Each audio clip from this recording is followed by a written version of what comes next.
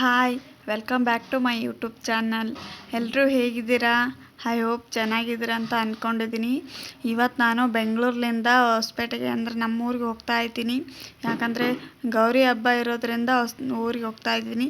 ನಮ್ಮ ಕಡೆ ಈ ಈ ಸರಿ ಇವಾಗ ಹಬ್ಬ ಮಾಡೋದು.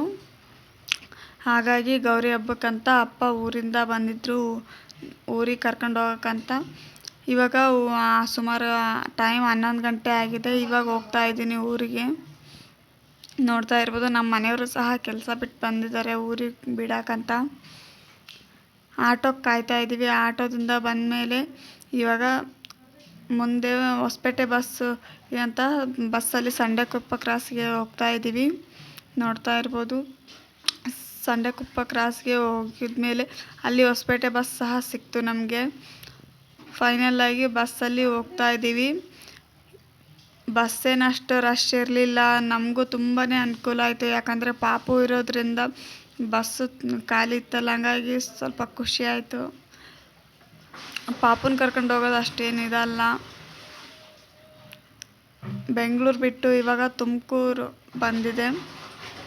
ಇವಾಗ ನಾವು ತುಮಕೂರು ಹತ್ರ ಹೋಗ್ತಾ ಇದ್ದೀವಿ.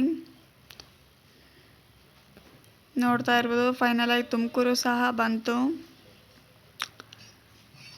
ತುಮಕೂರು ಬಿಟ್ಟು ನಾವು ಇವಾಗ ಶಿರಾಕ್ಕೆ ಹೊಂಟಿದ್ದೀವಿ. ಶಿರಾದಲ್ಲೆಲ್ಲ ಊಟ ಮಾಡಿದ್ವಿ. ಶಿರಾದಲ್ಲಿ ಊಟ ಮಾಡಿಬಿಟ್ಟು ನೆಕ್ಸ್ಟ್ ನಾವು ಹೋಗಿದ್ದೆ ಹಿರಿಯೂರಲ್ಲಿ ಸಹ ಅಲ್ಲಿ ಸ್ವಲ್ಪ ಬಸ್ ಸ್ಟಾಪ್ ಮಾಡಿತು.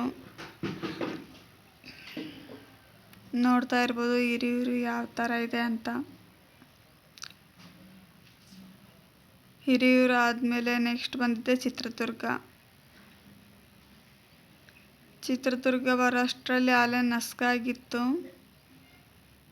ಇನ್ನು ಕೂಡ್ಲಿಗಿ ಬರೋ ಅಷ್ಟರಲ್ಲಂತೂ ಕತ್ಲೆ ಆಗಿಬಿಟ್ಟಿತ್ತು. ನಾವು ಕೂಡ್ಲಿಗಿ ಹೋಗೋಷ್ಟರಲ್ಲಿ ಇವಾಗ ಹೊಸಪೇಟೆಗೆ ಫೈನಲ್ ಆಗಿ ಬಂದು ಇಳಿದಿದ್ದೀವಿ. ನೋಡ್ತಾ ಇರ್ಬೋದು ಕತ್ಲೆ ಆಗಿದೆ ಅಂತ. ಟೈಮ್ ಇವಾಗ 7:30 ಆಗಿದೆ. ಇವಾಗ ಬಂದಿದ್ದೀವಿ ಹೊಸಪೇಟೆಗೆ. ಇವಾಗ ನಮ್ಮೂರು ಬಸ್ ಸಹ ಸಿಕ್ತು. ಪುಣ್ಯಕ್ಕೆ ನಿಜ ಹೇಳ್ಬೇಕಂದ್ರೆ ನಮ್ಮೂರು ಬಸ್ ಈ ಥರ ಖಾಲಿ ಇರೋದು ಅಪರೂಪ ಅಂತಲೇ ಹೇಳ್ಬೋದು.